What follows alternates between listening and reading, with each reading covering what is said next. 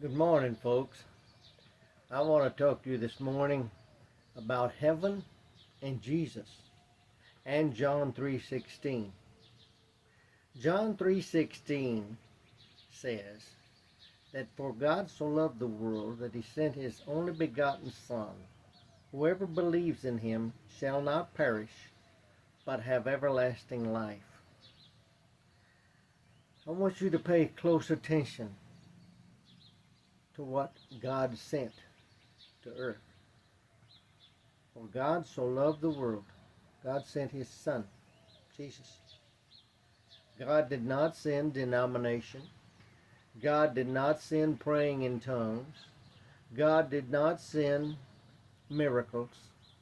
God sent Jesus. Therefore, the rest of that verse tells us that believing in Jesus and Jesus only will get you into heaven. Again, I repeat, as the Bible does, God sent Jesus. God didn't send religion, denomination, praying in tongues, signs and wonders. God sent Jesus. Without Jesus Christ as your Lord and Savior, you will not go to heaven. And I know that because I've died twice on the operating table and been to heaven. And this is the message that I have from God to you, the listener, the pastor, the congregant, the Christian. Jesus is real, heaven is real, and Jesus is the only way to get there. A few years back, I was having heart surgery. The surgery was to be 3 to 4 hours long. The surgeon said, I think I can do it in 3. I said, okay, let's go. Well, as they rolled me into the OR,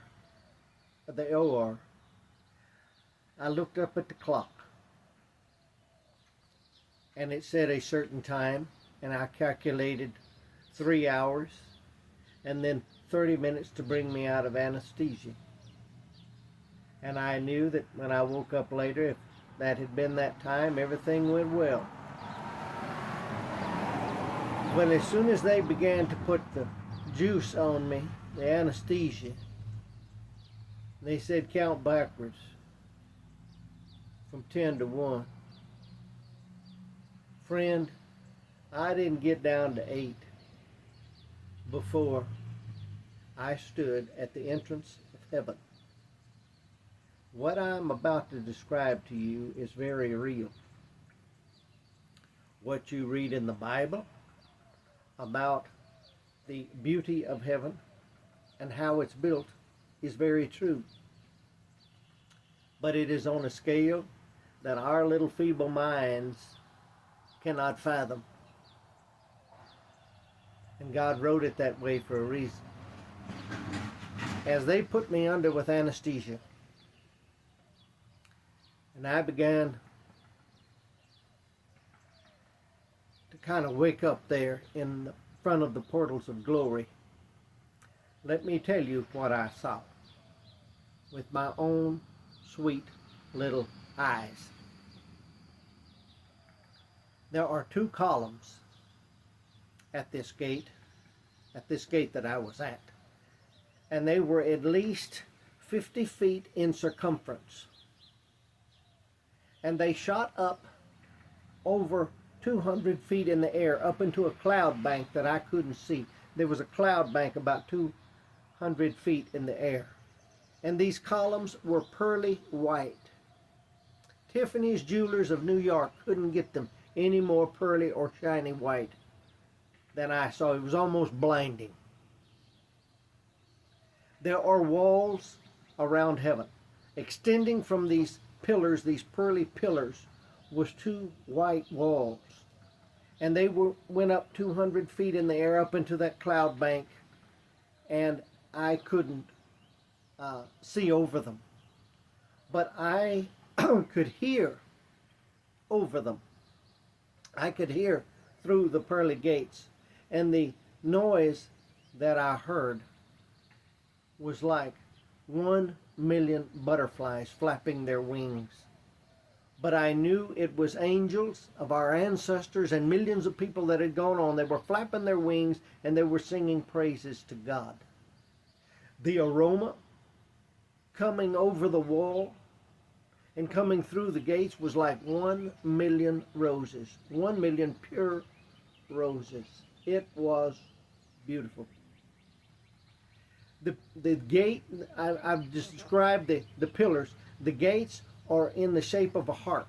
Each gate is in the shape of a harp. And they're made of brass. And they swing inward.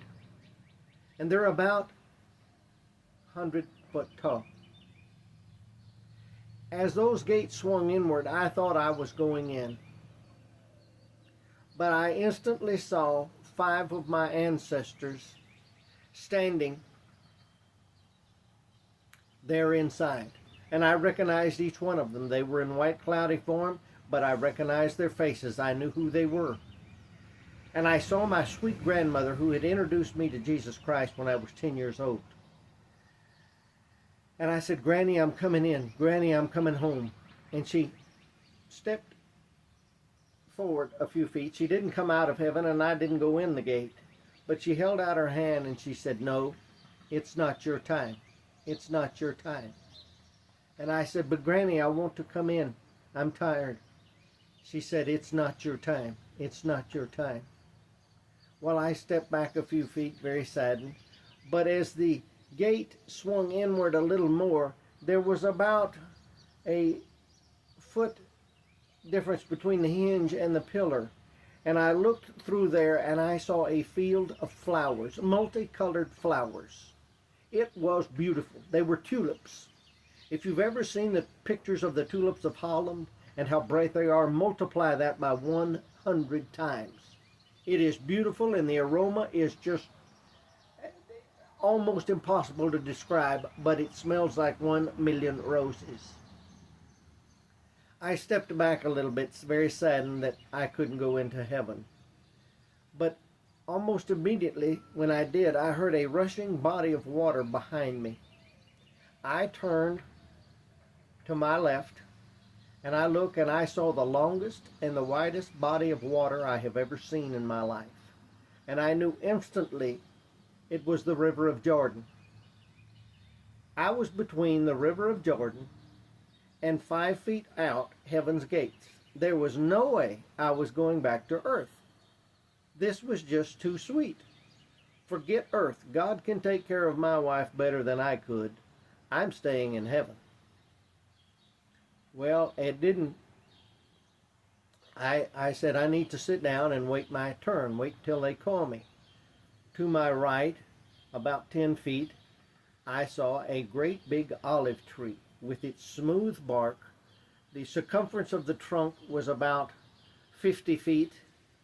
The canopy of the olive tree was about 200 feet in circumference, and lots of rich black olives. And so I sat down beside that tree and that smooth bark, and I just looked toward the gates of heaven, awaiting my call, awaiting my name to be called. And all of a sudden this angel floated over to me about 6 inches above the ground.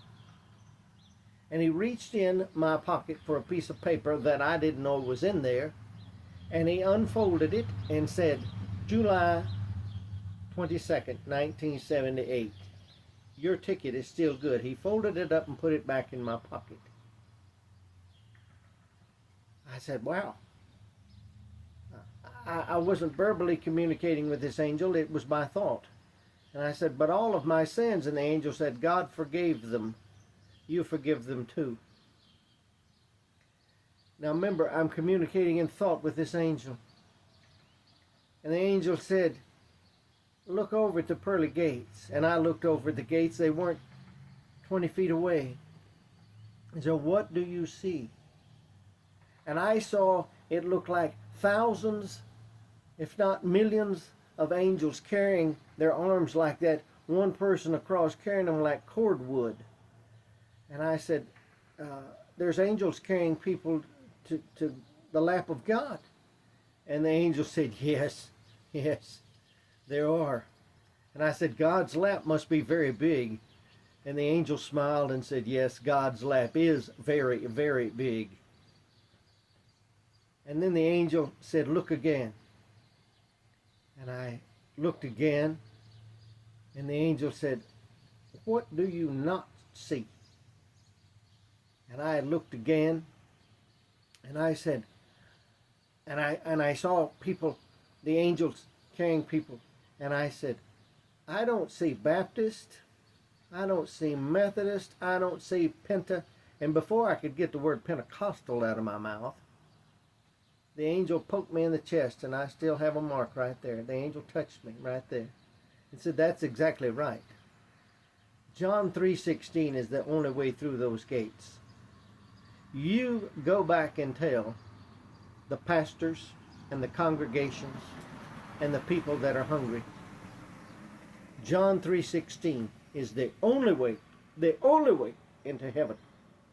For God sent his Son Jesus, that whoever believes in Jesus shall not perish, but have everlasting life.